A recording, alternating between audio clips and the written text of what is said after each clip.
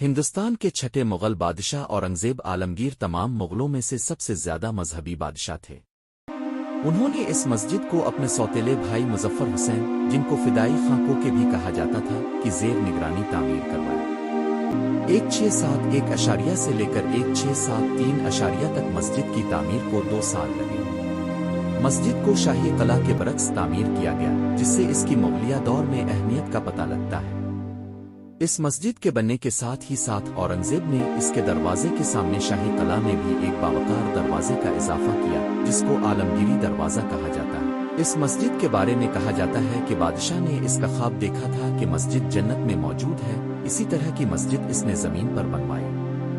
فن تعمیر ترمیم۔ سید لطیف نے اپنی کتاب میں مسجد کا طرز تعمیر اس وقت حجاز، موجودہ سعودی عرب میں موجود مکہ مکرمہ کے مقام پر ایک مسجد الوالد سے متاثر بیان کیا۔ اگر ہندوستان میں دیگر تاریخی مساجد کے طرز تعمیر کا بغور مطالعہ کیا جائے تو اس مسجد کا طرز تعمیر کافی حد تک جامع مسجد فتح پور سیکری سے مماثلت کھاتا ہے۔ یہ مسجد حضرت سلیم چشت